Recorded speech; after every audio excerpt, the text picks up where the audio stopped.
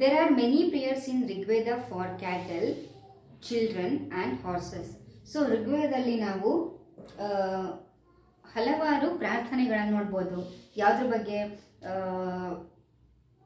ಜಾನುವಾರುಗೋಸ್ಕರ ಪ್ರಾರ್ಥನೆ ಮಾಡಿರುವಂಥದ್ದು, ಅಥವಾ ಚಿಲ್ಡ್ರನ್ ಮಕ್ಕಳಿಗೋಸ್ಕರ, ಎಸ್ಪೆಷಲಿ ಸನ್ಸ್ ಅಂದರೆ ಪುತ್ರಗೋಸ್ಕರ, ಆ್ಯಂಡ್ ಹಾರ್ಸಸ್ ಕುದುರೆಗಳಿಗೋಸ್ಕರ ಪ್ರಾರ್ಥನೆ ಮಾಡಿರುವಂತಹ ನಾವು ಋಗ್ವೇದದಲ್ಲಿ ನೋಡ್ಬೋದು. Horses were yoked to chariots that were used in battles. Horses were yoke to chariots ಅಂತ ಹೇಳಿದರೆ ಕುದುರೆಗಳನ್ನು, ಯಾಕ್ಡ್ ಅಂತ ಹೇಳಿದರೆ ನೊಗ ಅಂತ. ಸೊ ಕುದುರೆಗಳನ್ನು ರಥಕ್ಕೆ ಕಟ್ಟಿರ್ತಾರೆ.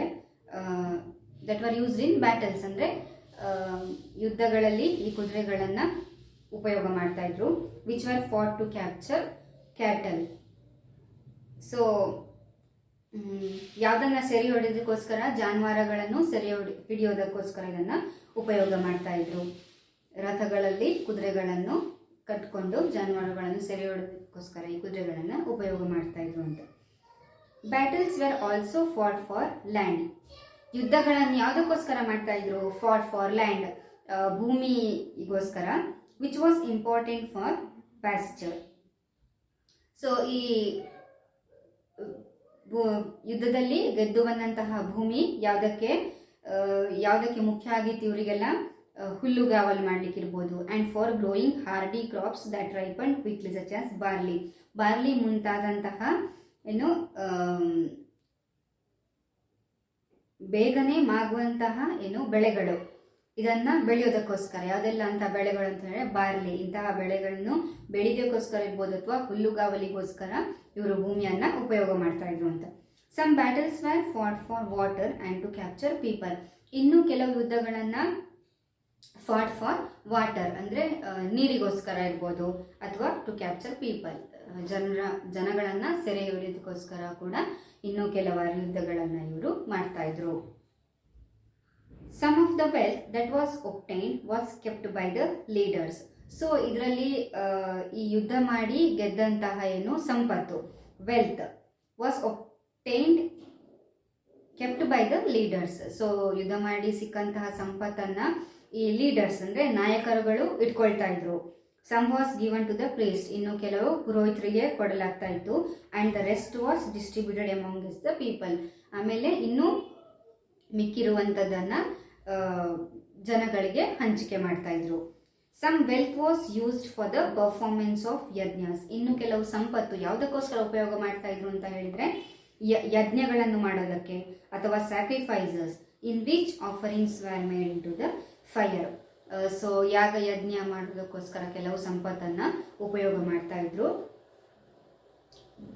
ಇನ್ which offerings were made into the fire. ಏನು ಆಫರಿಂಗ್ಸ್ ಅಂತ ಹೇಳಿದ್ರೆ ಅಂದರೆ ಬೆಂಕಿಗಳಲ್ಲಿ ನೈವೇದ್ಯಗಳನ್ನು ಮಾಡ್ತಾ ಇದ್ರು. ಸೊ ಇವುಗಳು ಯಾವುದಕ್ಕೆ? ದೇವರು ಮತ್ತು ದೇವತೆಗಳಿಗೆ ಮೀಸಲಾಗಿತ್ತು ಅಂತ. This var meant for God's and goddesses. ದೇವರು ಮತ್ತು ದೇವತೆಗಳಿಗೆ ಮೀಸಲಾಗ್ತಾ ಇತ್ತು ಈ ನೈವೇದ್ಯ. ಆಫರಿಂಗ್ಸ್ ಕುಡ್ ಇನ್ಕ್ಲೂಡ್ ಗಿ. ಆಫರಿಂಗ್ಸ್ ಏನೆಲ್ಲ ನೈವೇದ್ಯ ಮಾಡ್ತಾ ಇದ್ರು ಅಂದರೆ ಬೆಂಕಿಯಲ್ಲಿ ಅಗ್ನಿಯಲ್ಲಿ ಹಾಕ್ತಾ ಇದ್ರು ಅಂತ ಹೇಳಿದರೆ ಇನ್ಕ್ಲೂಡ್ ಗಿ, ತುಪ್ಪ ಆಗಿರ್ಬೋದು, ಗ್ರೇನ್ಸ್, ಧಾನ್ಯ ಆಗಿರ್ಬೋದು, and in some cases animals. ಇನ್ನು ಕೆಲವು ಸಂದರ್ಭಗಳಲ್ಲಿ ಪ್ರಾಣಿಗಳನ್ನು ಕೂಡ ಇವರು ಈ ಯಜ್ಞಗಳಲ್ಲಿ ಹಾಕ್ತಾ ಇದ್ರು ಅಂತ. Most men took part in these wars. There were no regular army but there were assemblies where people met and discussed matters of war and peace. So most men took part in the wars. ಬಹುತೇಕ ಪುರುಷರು ಈ ಯುದ್ಧಗಳಲ್ಲಿ ಭಾಗಿಯಾಗ್ತಾ ಇದ್ರು. ಅಲ್ಲಿ ಸೈನ್ಯ ಅಂತ ಇರಲಿಲ್ಲ, no regular army, ಸೈನ್ಯ ಅನ್ನೋದು ಇರಲಿಲ್ಲ. ಆದರೆ but there were assemblies where people met and discussed matter of war. ಆದರೆ ಅಲ್ಲಿ ಏನಿತ್ತು? ಸಭೆಗಳು ನಡೀತಾ ಇದ್ದು. ಈ ಸಭೆಗಳಲ್ಲಿ ಜನಗಳು ಸೇರಿ ಯುದ್ಧದ ಬಗ್ಗೆ ಇವರು ಡಿಸ್ಕಸ್ ಮಾಡ್ತಾ ಇದ್ರು, ಮಾತಾಡ್ಕೊಳ್ತಾ ಇದ್ರು. ಆ್ಯಂಡ್ ಪೀಸ್, ಯುದ್ಧ ಮತ್ತು ಶಾಂತಿಯ ಬಗ್ಗೆ ಸಮಾಲೋಚನೆಯನ್ನು ನಡೆಸ್ತಾ ಇದ್ರು. They also choose leaders who were often brave and skilful warriors. So ಜನಗಳು ಅವರ ನಾಯಕರನ್ನ ಆಯ್ಕೆ ಮಾಡ್ತಾ ಇದ್ರು. ಅವರ ನಾಯಕರು ಹೇಗಿದ್ರು ಅಂತ ಹೇಳಿದರೆ ಧೈರ್ಯಶಾಲಿ ಅಥವಾ ಸಾಹಸಿ, brave, and skilful warriors. So ಅವರು ನುರಿತ ಯೋಧರ ಆಗಿದ್ದಂತಹ ನಾಯಕರನ್ನ ಈ ಜನಗಳು ಆಯ್ಕೆ ಮಾಡ್ತಾ ಇದ್ರು.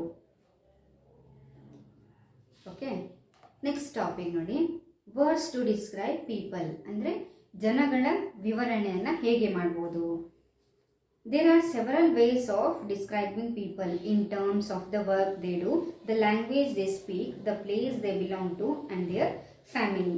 So ಯಾವ್ಯಾವ ರೀತಿಯಲ್ಲಿ ಪೀಪಲ್ ಅಂದರೆ ಜನಗಳ ವಿವರಣೆ ಮಾಡ್ಬೋದು ಅಂತ ಹೇಳಿದರೆ, in terms of the work they do, ಅವರು ಮಾಡುವಂತಹ ಕೆಲಸದ ಮೇಲೆ ಅವರನ್ನು ವಿವರಿಸ್ಬೋದು, ಅಥವಾ ದ ಲ್ಯಾಂಗ್ವೇಜಸ್ ದ ಸ್ಪೀಕ್, ಅವರು ಆಡುವಂತಹ ಭಾಷೆ, the place they belong to, ಅವರು ಯಾವ ಸ್ಥಳಕ್ಕೆ ಹೊಂದಿರ್ತಾರೆ ಅದರ ಬಗ್ಗೆ, ದೇರ್ ಫ್ಯಾಮಿಲಿ, ದೇರ್ ಕಮ್ಯುನಿಟೀಸ್, ಅವರ ಕುಟುಂಬ, ಅವರ ಸಮುದಾಯ, ಆ್ಯಂಡ್ ಕಲ್ಚರಲ್ ಪ್ರಾಕ್ಟೀಸಸ್, ಅವರು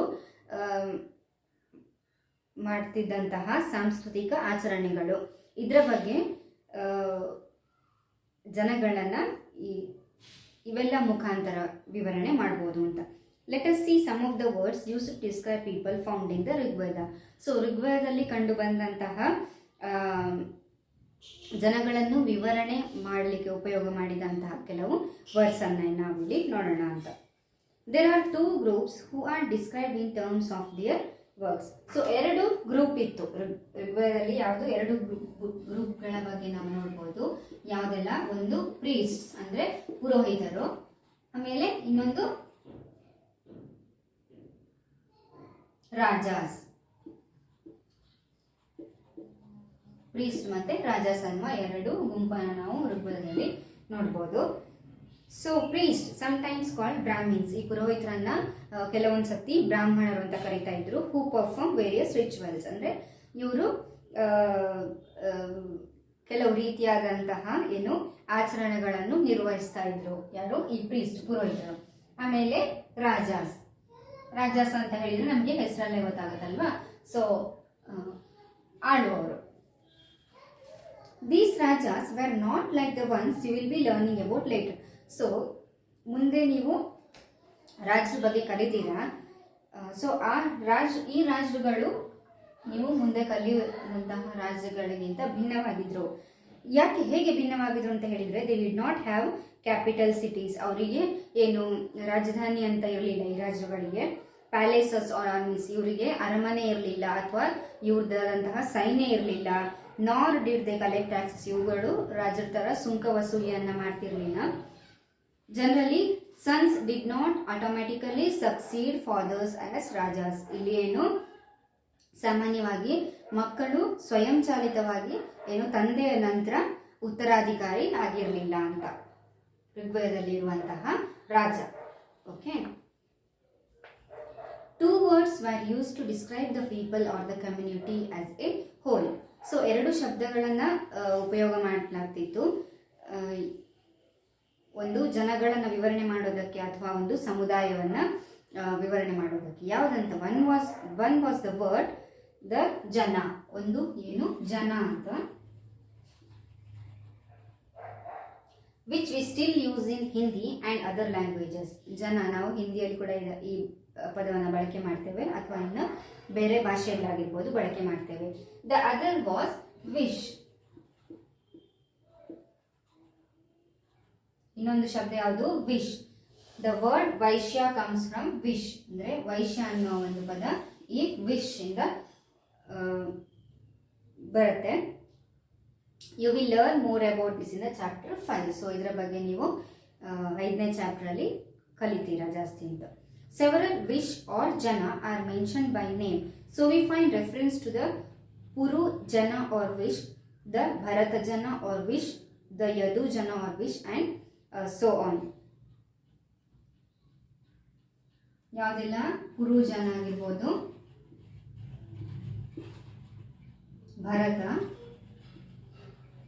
ಭರತ ಜನ ಆರ್ ವಿಶ್, ಆಮೇಲೆ ಯದು ಜನ ಆರ್ ವಿಶ್. ಸೊ ಇವುಗಳ ಉಲ್ಲೇಖವನ್ನ ಮಾಡಲಾಗಿದೆ ಅಂತ. ಗುರುಜನ ಅಥವಾ ಭರತ ಜನ ಆರ್ ವಿಶ್, ಯದು ಜನ ಆರ್ ವಿಶ್ ಇವುಗಳ ಉಲ್ಲೇಖವನ್ನ ಮಾಡಿದ್ದಾರೆ ಋಗ್ವೇದದಲ್ಲಿ. Sometimes the people who compose the hymns describe themselves as Aryas and call their opponents Dasas or Dasyus. So ಕೆಲವೊಂದು ಸರ್ತಿ ಈ ಶ್ಲೋಕಗಳನ್ನು ಸಂಯೋಜನೆ ಮಾಡಿದಂತಹ ಜನಗಳು ಅವರು ತಮ್ಮನ್ನು ತಾವು ಏನು ಅಂತ ಹೇಳ್ಕೊಂಡ್ರು, ಆಸ್ ಆರ್ಯಾಸ್ ಅಂತ ಕರ್ಕೊಂಡ್ರು. ಆ್ಯಂಡ್ ಕಾಲ್ ದೇರ್ ಒಪೋನೆಂಟ್ಸ್, ಅವರ ಎದುರಾಳಿಗಳನ್ನು ಅವರು ದಾಸಾಸ್ ಅಥವಾ ದಾಸ್ಯೂಸ್ ಅಂತ ಕರೀತಾ ಇದ್ರು. These were people who did not perform sacrifices and probably spoke different languages.